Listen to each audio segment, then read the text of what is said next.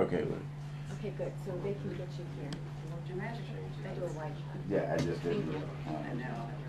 Put one I thing. mean, we might need to, alright, well, it's gonna be starting soon, so make sure you get your seat and It's tough for me to make a decision. you're able to work it out. Thanks to you for thanks for telling me that. Are you able to work it out for the employer? I'm gonna ask you how much they owe you. I know, but you know. Get yourself something nice. If they do. Used to. Used to. Rather used to look. I like to cover hurricanes. They'd send us out to chase Earlier days, perhaps, yes. Not at the time.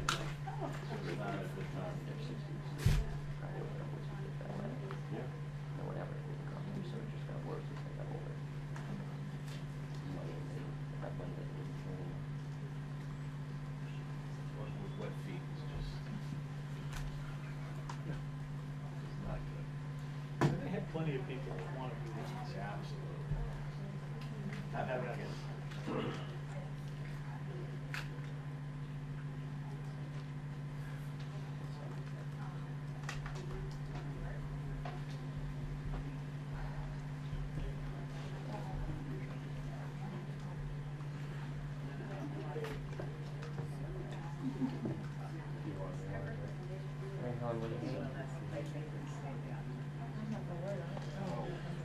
Mary Kay, what do you need?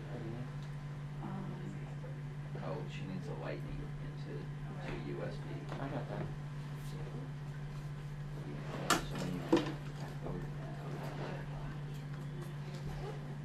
NGAs, just tell me the lightning.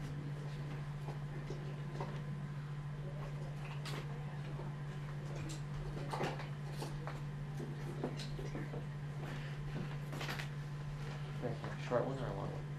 Oh, you know what you need? When I say lightning, it's the thing that goes into the side. That's a lightning. Or you need your laptop powered? Yeah, basically. That must be right. Yeah. Sure producer. Yeah, well, she used to be. She left us for storage. And then Charge your phone or what? yeah.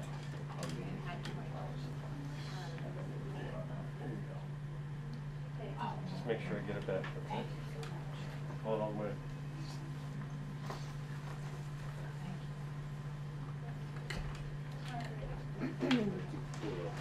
Yeah.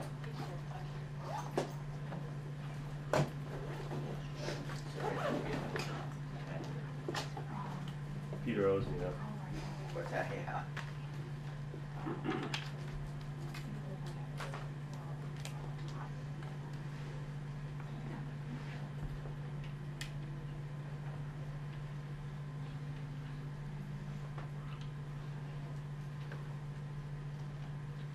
We just let them know that I'll stay on a wide, you know, if I want to take it as a cut, but I can't go too tight because you can see the other time there.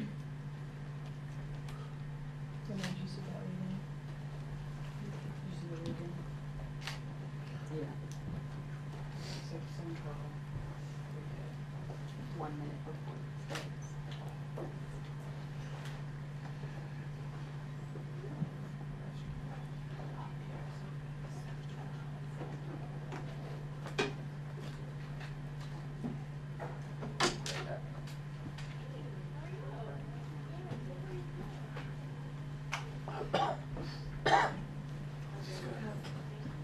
You don't have a number? We don't have anything, no. So I just listen there. Okay. Yeah, I'm just listening to Valerie. You get these? You have a number to call in? No, he just knows that was the Oh, program. okay. Is there, you were able to get in on it? Yeah. 2914.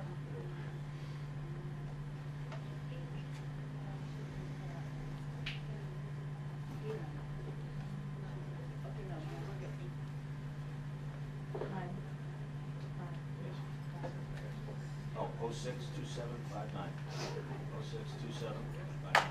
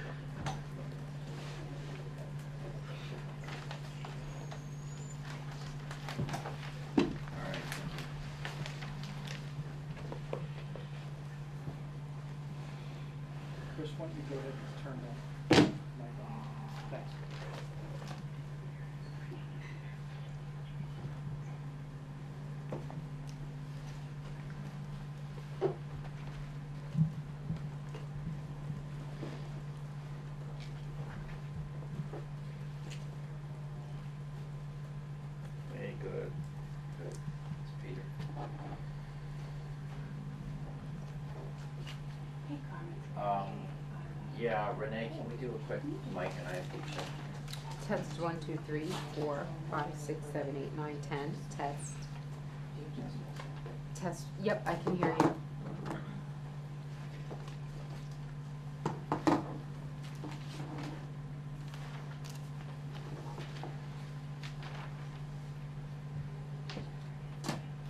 Yeah, I'm up here.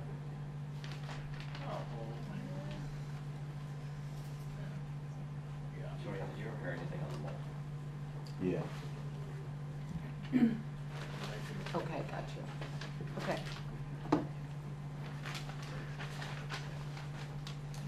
Renee, just do a quick, level one. Test 1, 2, 3, 4, 5, 6, 7, 8, 9, 10. Test 1, 2, 3, 4, 5, 6, 7, 8, 9, 10. Thank you. Here. I think it just got really low. And I'm gonna have you just cheat out. Renee, cheat out a little bit, yeah.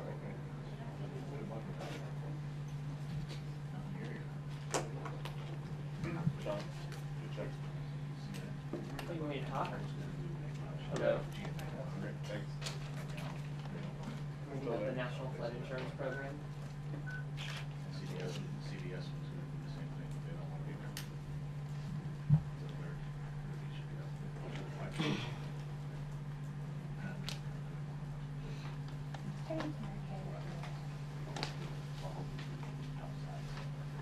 Yeah. Then they have to go on the text. And after that, I'm not supposed to do it.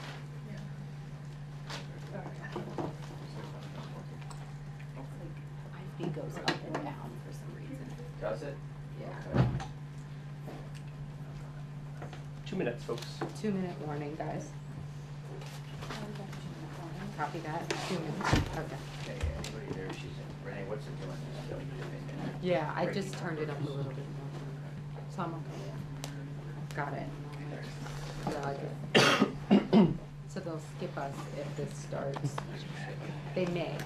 Just kind of play it by ear.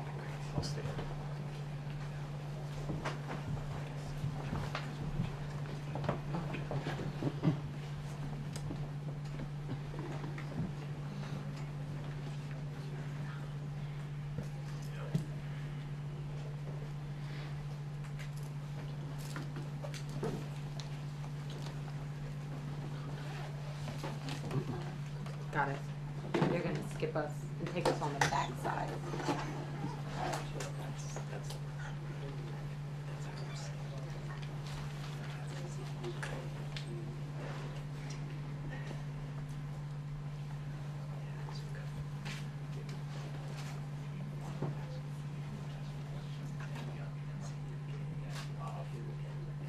Should I stay here? Whatever, yeah, actually, would be better there.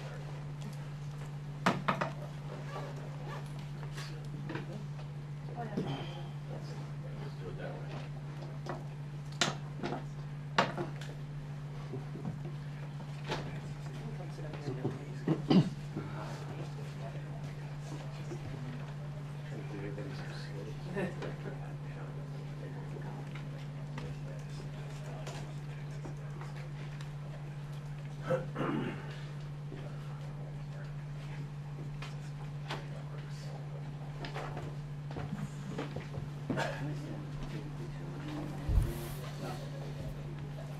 Okay, good morning, everyone. Thank you for being here, especially so early in the morning for some of you. This morning we're going to provide an update on the federal support to state, local, and tribal officials for response efforts in both Texas and Louisiana in the aftermath of Hurricane, now Tropical Storm Harvey. Our speakers this morning include the Acting Secretary of Homeland Security, Elaine Duke, the Federal Emergency Management Agency Administrator, Brock Long, the National Weather Service Director, Louis Uccellini, and also joining to take questions will be the Commandant of the U.S. Coast Guard, Admiral Paul Zunk, and the Secretary of Health and Human Services, Price. Again, the first three speakers will provide opening remarks, and then we'll open up to your questions. Just to let you know in advance, Administrator Long will be immediately heading from here to make his way down to Texas, so we should end promptly at 7:45 to allow him to get to his airplane to make it down to Texas. And with that, I will bring out our speakers. Thank you.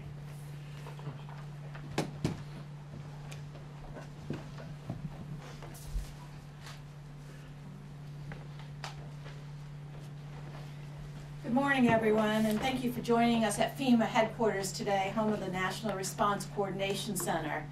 I know everyone in this room and on the President's team has been moved by the images and stories of people who are suffering in Texas.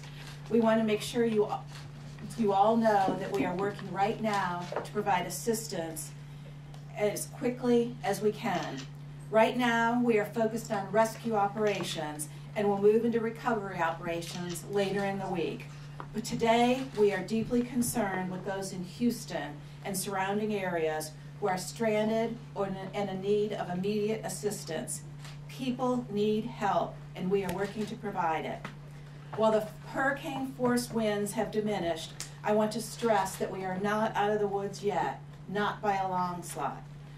Harvey is still a dangerous and historic storm. According to the National Weather Service, who you'll hear from shortly, rainfall amounts as much as 2 feet have occurred in the Houston metro area, and life-threatening flooding will occur over a large portion of South Central and Southeast Texas in the coming days. Rivers won't crest until later this week. It is vitally important for those in Texas and Louisiana to monitor your local radio and TV stations for updated emergency information, and as always, listen to the direction of your local officials. If you are in the affected areas, we are asking that you please only call 911 if you have immediate need for medical attention or evacuation assistance. If local officials deem it safe, please take time to check on your neighbors and friends, particularly the elderly, who may need assistance. The department, through FEMA, has been working in close coordination with the state and local officials throughout the region for many days in preparing for Hurricane Harvey. And under the President's direction, we have made every resource available to respond to this historic storm. The partnership at every level of government has been exceptional, and I want to thank Governor Abbott and Governor Edwards for all they have done. We understand that there are challenges before us, particularly in Houston, but we are committed to getting the resources local officials need as soon as possible. Finally, I'd like to thank the thousands of civil servants, first responders, and volunteers in Texas and around the country, including those here in DC at FEMA, who have worked tirelessly throughout the weekend and will continue to carry out our response and recovery efforts over the weeks and months to come. You have provided a tremendous service to your fellow Americans, and we thank you. With that, I'd like to turn it over to FEMA Administrator Brock Long to walk us through our response efforts. Thank you, Madam Secretary. So, emergency management, as I've been saying, is about partnership. My goal as the emergency manager of FEMA, or the Federal Emergency Management Administrator, is to unify the efforts of all these agencies, not only these guys here, the agencies that they represent, but basically the firepower of the federal government. And what we want to do is be able to have a unified effort, coordinated effort down to support and give the state of Texas everything they need to fill gaps, to bolster their operations and capability. They set the mission priorities right now. We fall in line to support those. Right now, this is still an ongoing situation. We're not at recovery yet. We're thinking and planning for recovery. We have recovery teams down in Texas, but right now this mission it's very important. This is a life safety, life-sustaining mission. We're trying to help with bolster the efforts to do swift water rescue, search and rescue, over a huge county jurisdiction, over 30 to 50 counties possibly impacted in Texas.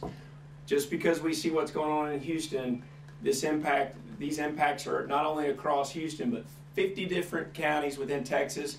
We're also going to see a tremendous amount of rainfall into the southwest Louisiana.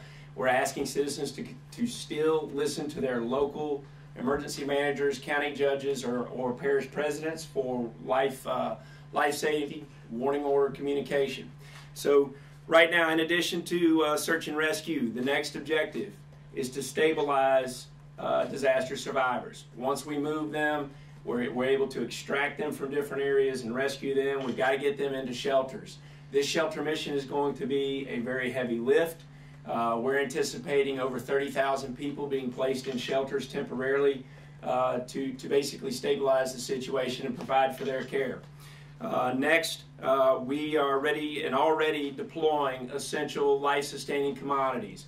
We have a tremendous amount of supplies in the state, and the state is pulling our resources already to be able to put those out. It's occurring all over the state of Texas.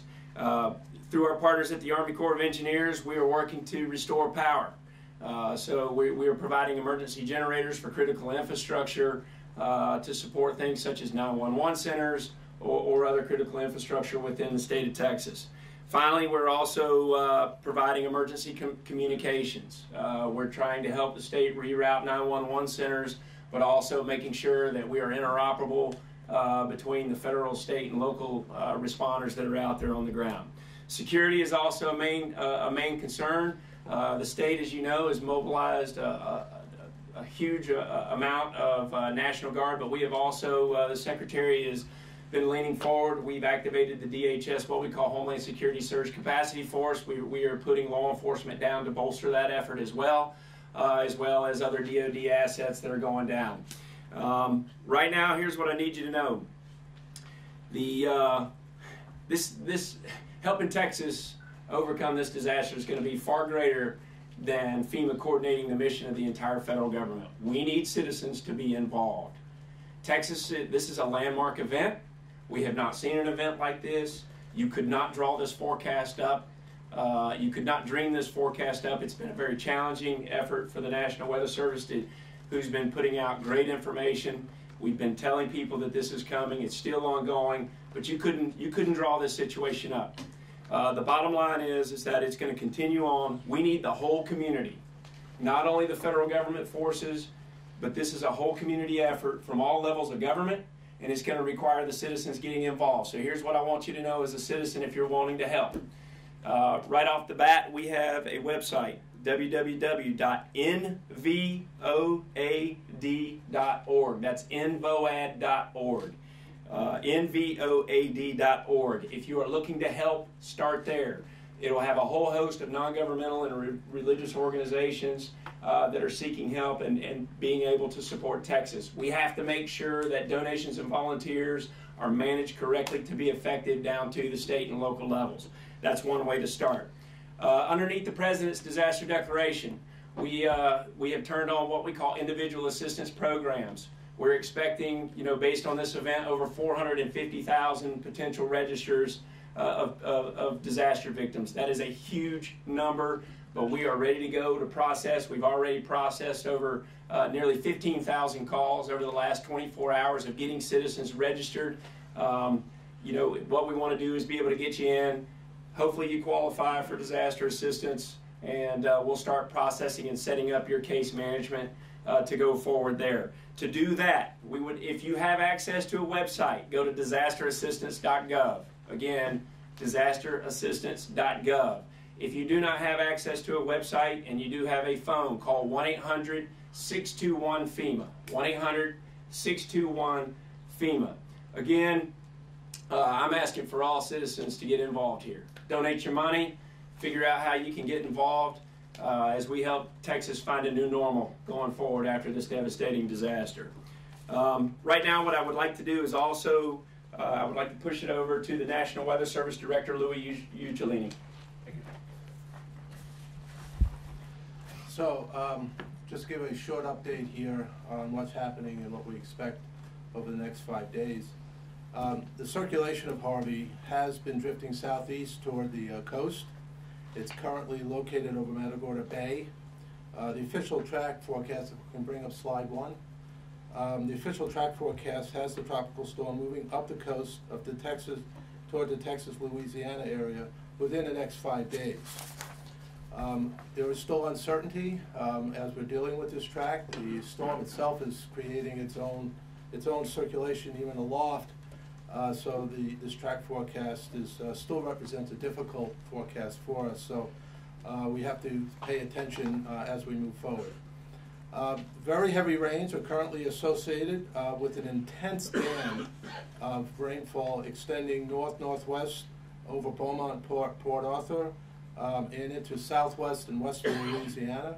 Earlier this morning, there were reports of 5 to 6 inches of rain per hour associated with this band, and there were some unofficial reports up to 8 inches. With respect to Houston, we're in a lull right now. Those bands that had been sitting over Houston, one is now shifted off to the northeast. We have a report of over 30 inches of rain so far near Houston. There's a broad area of 15 to 20 inches and even greater in that whole south-central part of Texas. If we can have the rainfall map, yeah, that one. This is a 1 to 5 day forecast. As I noted, Houston is in a lull right now, but we'll get back into the moderate to heavy rains later today and then into tomorrow, and we'll see how long that lasts. It all depends on that track. There's about 15 to 20 inch rainfall still forecast associated with that max. And notice also the shift towards the east, southwest Louisiana, western Louisiana, and going into northeast Texas is included, and we need to watch that area very carefully.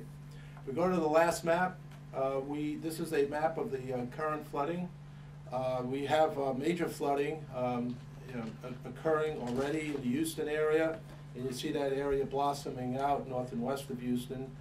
The peak flow and depth of this flood will max out in the Wednesday-Thursday time frame.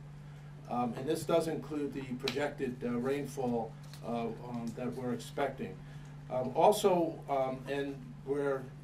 Even though we see on this map that currently we don't see flooding in eastern Texas and western Louisiana, this was as of 4 a.m. With these heavy rainfalls now occurring, this will quickly change. And we should also emphasize, in this case, the flooding will be very slow to recede.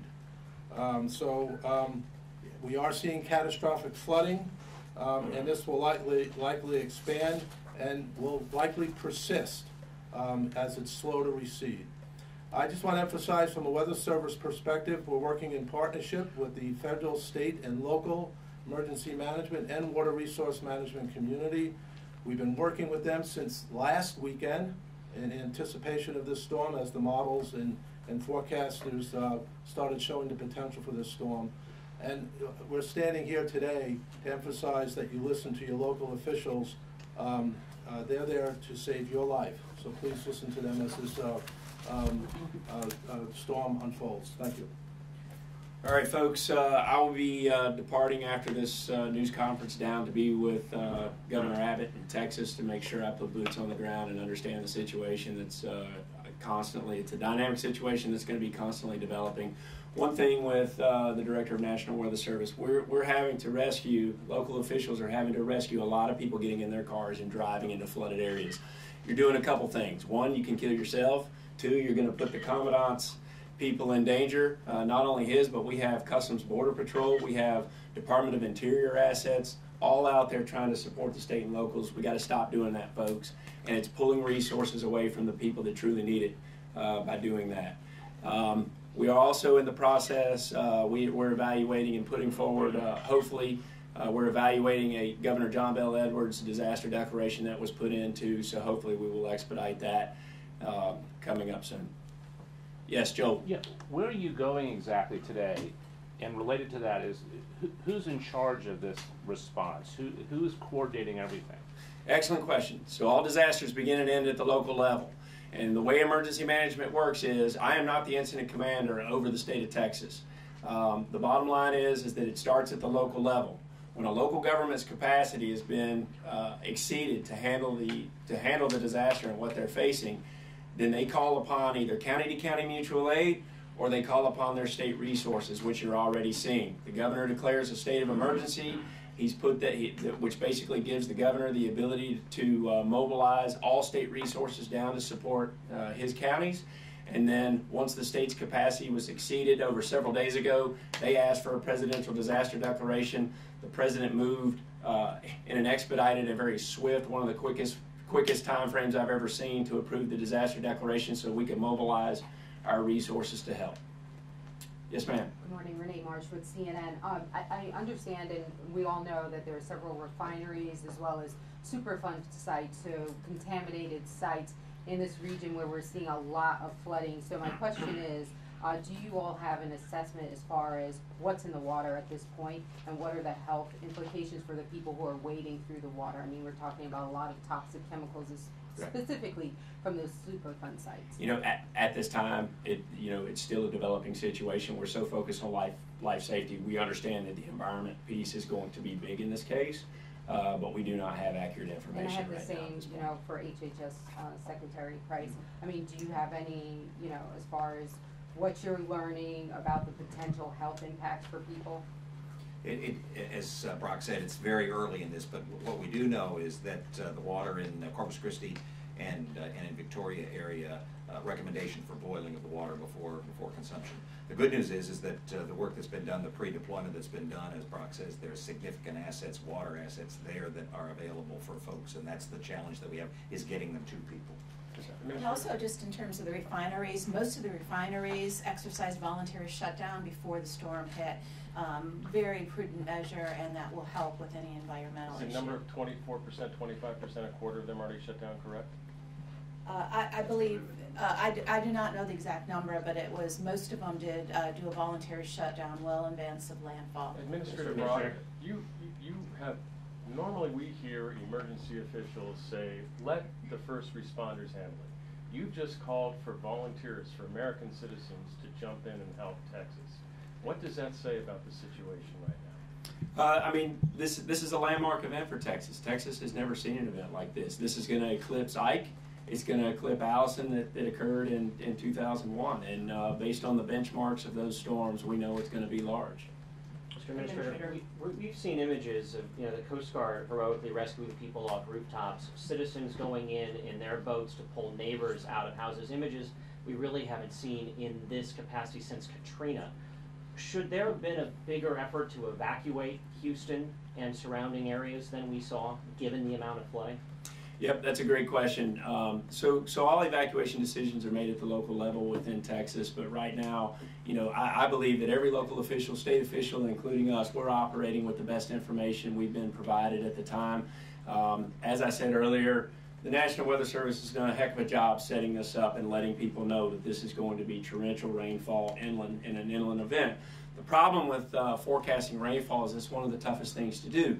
You can say that it's going to rain over 5 days over a 30-county jurisdiction, but pinpointing exactly what watershed that rain is going to go into, it's dang near impossible to figure that out. And unfortunately, the city of Houston's huge. It's 2 to 3 million people. Pulling the trigger on that is an incredibly difficult situation. A lot of times, when you're facing a city like that in a rainfall event, you have to ask people to shelter in place because of the time frame that you're given. The time frame to evacuate the city of Houston could take days, literally days. So I believe that everybody's doing the best that they can right now with the information that they've been provided. Quick follow-up. Do people need to get out? I mean, do people need to start thinking about getting out now? You're talking about another 15 to 20 inches of rain over the next 2 to 3 days. People need to listen to the local officials right now in the Houston area, because I do not want to step on the governor. I do not want to step on local officials and confuse the message, because the most important thing during a disaster is a consistent message down to the public. So right now, we need them to listen to the local officials in each one of their jurisdictions. Where in Texas is that a decision that needs to be reviewed after the fact, so we learn from this situation? The decision to have people stay in Houston. Yeah, absolutely. And the thing is listen, after every disaster, we do what are called after-action reports. We have to go down and exhaustively get better after every disaster. It started, and we've been doing those solidly since Katrina. I mean, we want to get better, guys. We're in the business of saving lives and helping people. We don't want people to go through hardship and get killed during disasters. We always strive to get better with the resources that we have. So there will be extensive after-action reports done, not just by FEMA, but working in conjunction with, our local governments, non-governmental organizations, to the state as well. So yes, we will strive to get better. But right now, guys, it's not a time to start pointing blame. Right now, what I need the media to do is organize the efforts, to help us organize citizen efforts, to ultimately help Texas. These people are in need. Where in Texas are you going, sir? I believe I'm going to Corpus Christi right off the bat, and then later San Antonio. And then right Senator Ted Cruz yesterday mentioned that one of the big requests he's passing along from local officials is for more high water rescue capabilities. What more could have been done in advance to have those in place, and where does that stand in terms of providing those capabilities? So when it comes to high water, swift water rescue and search and rescue, each county, each state, and the federal government all have a certain capacity, right? So what happens is that once again, when the locals, we pre-positioned a lot of search and rescue before the disaster declaration was ever approved by President Trump. We pre-positioned everything that we basically have down and in support of the state and local efforts. Now that those resources are there, we're basically at the direction of the governor to ultimately help the local governments. This is not just a federal government response. There's something called EMAC, the Emergency Management Assistance Compact. The state is also calling upon search and rescue, swift water rescue teams from all 50 states. There are teams coming in from all over the country, whether it's Chinook helicopters, swift water rescue, all of this is emergency management at work. It is, again, it's a partnership. The National Flood Insurance Program. I just want to make one comment on the rescue too, and the commandant might want to add. I talked to Senator Cruz yesterday. One of the challenges with this storm is that it has to be safe for the rescue officials also, and so a lot of the rescue could not start till yesterday morning, just for the persons. And even now, air rescue is barely operationally safe. Commandant, if you want to add anything. Unlike Katrina, which had passed clear and we had VFR flight conditions, we're still operating in the midst of a tropical storm. So our flight crews, and we've got multiple flight crews, we have thrown every Coast Guard asset available at this response. But there are conditions where it's just not safe to fly. We've also brought in over 27 fast response teams to deal with this situation, but integrate that with the local responders, so this is a coordinated response as well. The good news is thousands of lives are being saved, and that is our objective right now, and we are not out of this by a long shot. So we're also postured to be able to sustain this level of effort as well. Coming on, half of your helicopters operationally are there. Can you take more? Will you bring more? Are there more assets for Coast Guard to bring to bear in Texas? Upon request, we will bring more in. We've also got great support by Customs and Border Protection. Air National Guard is bringing resources in. The other key part of this is safety of flight and just coordinating that airspace. The Air Maritime Operations Center, run by CBP, is providing that airspace deconfliction. Do you want to talk about drones in the area where your crews might be operating? So Department of Interior, they use drones in fire response technology, and so they're able to use this for damage assessment. I was talking about individuals possibly flying while you're in flight operations? Yeah, we are concerned about that. We have not encountered, but certainly we're flying at very low altitudes to effect rescues. We're monitoring every media source available. What's coming into the call centers, but even what's out of the Twitter feeds. We're looking at Google Maps to see where those Twitter feeds are coming from, if there's a concentration of calls, so we can be a little bit more even proactive to determine where we are. We've got 11 aircraft that are orbiting the area at the same time, looking for oil spills. We have not detected an oil spill yet, but we're actively monitoring that under ESF 10 on oil and hazardous response. But this is not the time to private citizens to monitor what is going on. This is a very congested airspace. We want to save lives. Thank you. All right, we have time for one more question. The National Flood Insurance Program runs out of funding on September 30th. Is there something Congress can do to early that up? There's going to be a lot of pressure on that program. Can you tell us the status of that program and what you need? There's a lot Congress can do. They can reauthorize the NFIP program in a multi-year They can do a multi-year authorization of the program, and they got a real opportunity to rebuild the business framework as well as how we fund insurance going forward in floodplains. Right now, what people should know in Texas, if you're an NFIP policyholder, call your insurance agent. Go ahead and start that ball rolling. We've mobilized roughly 1,300 people underneath the NFIP program already. They're already staged in Texas, ready to go. This is going to be a huge lift of getting that in. We do have the reserves and the funding to be able to address the flood as well. So, You have enough money to address this flood? Yeah, now right now under the NFIP, yes, we do, but funding will come later down the road. Are your number estimates 450,000 people filing for disaster aid, 30,000 in shelters? That seems a little low when we're talking about. It's a moving target, guys. Let's be clear. Every number that we're putting out right now is going to change in 30 minutes, okay, because of the dynamic situation. So we have to come up with some general understanding of what we're about to get into based on past precedent and based on modeling, all kinds of things. So, let's don't get fixated on those numbers. Let's remember this is a dynamic situation that's ongoing. So, folks, we need the power of the media to help save lives as well, and we appreciate you all being here. But I'm anxious to get downrange to be with the governor. Thank you. Will the president join you tomorrow? The president is going tomorrow. I'll be accompanying him. Mr. Long is going down today to oversee the operations led by and work with the governor. Is there anything Louisiana should take heed of or take notice of in the wake of? Listen to their local officials. Listen to their local officials. They are being threatened. Thank you, folks. Thank you. Thank you. Thank you.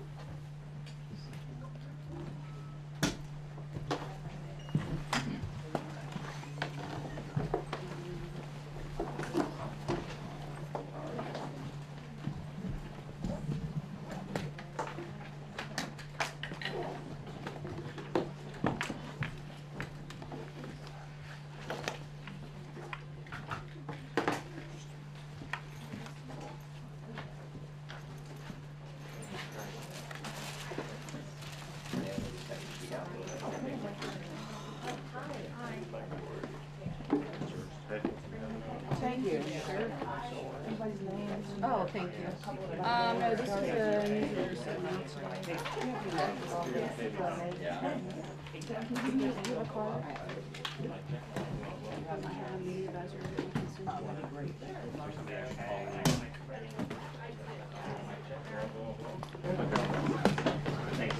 Thank you. You don't have to.